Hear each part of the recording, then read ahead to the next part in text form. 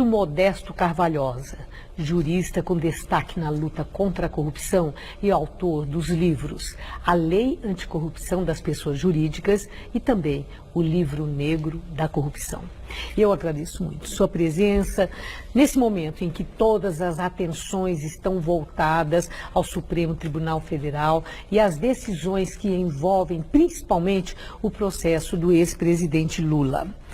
Recentemente, o ministro Fachin fez uma denúncia de que ele e familiares dele vêm sendo alvo de ameaças. E ele estava muito preocupado quando fez essa denúncia. E tudo isso em meio a tantas especulações sobre a decisão do Supremo, naquela liminar que suspendeu o julgamento do pedido de habeas corpus de Lula, remete à indagação. Existe alguma coisa por trás da decisão do Supremo? Cabe essa indagação? Maria Lídia, o ex-presidente Lula, que é réu condenado pela Justiça Federal, declarou outro dia, e saiu em todos os jornais, de que se ele for preso, ele vai arrastar os ministros do Supremo Tribunal também com ele. Se alguém faz uma ameaça dessa, fica bem claro de que os ministros do Supremo Tribunal Federal estão sendo ameaçados. Não digo ameaçados na questão só de questão da vida deles, da família, mas por algum erro no passado, alguma questão particular na vida que não pode ser revelada.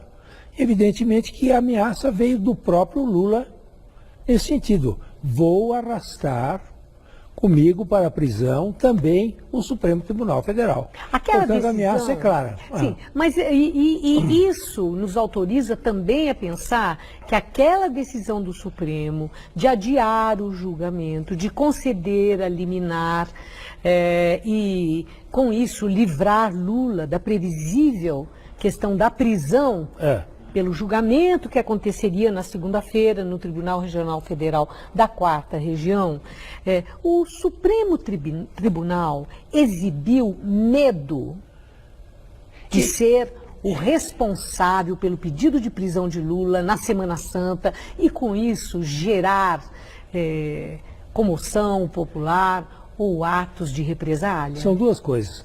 O Supremo Tribunal Federal mostrou na última quinta-feira que ele está sequestrado pelo Lula. O Lula sequestrou o Supremo a ponto de concederem aquela medida cautelar incidental que não tem nenhuma figuração jurídica, nenhuma base legal para se suspender a execução de uma prisão sem julgar o habeas corpus, sem fazê-lo. De modo que o que o Supremo Tribunal mostrou, evidentemente que ele está atemorizado por esse tipo de ameaças que vem pessoalmente para cada um dos ministros. E, por outro lado, também quis testar a opinião pública, para ver como é que a opinião pública reagia a esse adiamento. Vamos ver como é que a sociedade brasileira, o povo brasileiro, vai reagir a isso. E a reação é violenta. A reação é de indignação geral contra esse tipo de manobra que foi feita pelo Supremo. Bom, o senhor acha que aquela decisão do Supremo Tribunal Federal, a liminar, o adiamento, tudo isso fragiliza o combate à corrupção e, em especial, esvazia a Operação Lava Jato? O objetivo é exatamente invocar a questão daquele artigo muito estranho sobre a questão da culpabilidade só poder ser feita, transitada em julgado, para realmente poder, através do réu Lula, condenado, levar à absolvição da prisão, da não prisão, de todos os políticos implicados na Lava Jato, seja do setor privado e do setor público.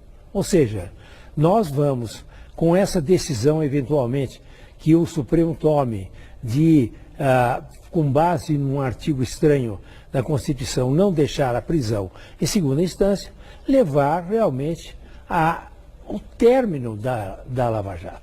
A Lava Jato perderá totalmente a sua utilidade, perderá totalmente a sua função e será, portanto, a liberação de todos os presos. Claro que os presos do colarinho branco, os presos da corrupção, os políticos corruptos e os empresários corruptos.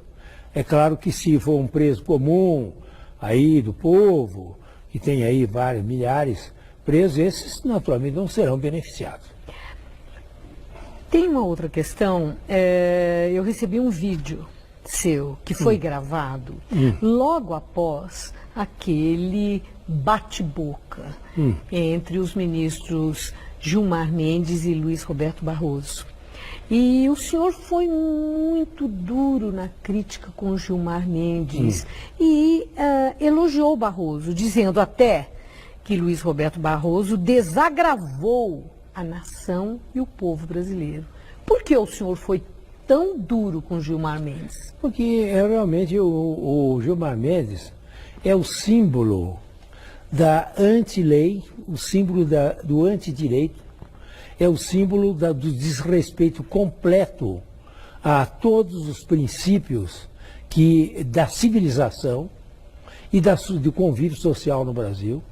Ele é uma pessoa que defende os marginais, defende, por exemplo, aquele empresário de ônibus do Rio de Janeiro, que não teve dúvida durante anos e anos, roubado o pobre que mora nas favelas, 10 centavos, 20 centavos cada um, aumentando o preço do ônibus, para se enriquecer a ele e o Sérgio Cabral.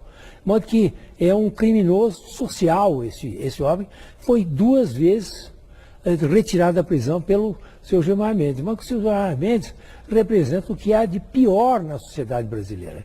Ele é o símbolo do que existe realmente mais execrável na sociedade brasileira. Sendo assim, o ministro Barroso não bateu boca com ele. O ministro Barroso simplesmente demonstrou os sentimentos de toda a nação brasileira da presença dessa figura espúria dentro do Supremo Tribunal Federal. E eu agradeço muito sua entrevista e, principalmente, a firmeza e clareza com que expõe seu ponto de vista.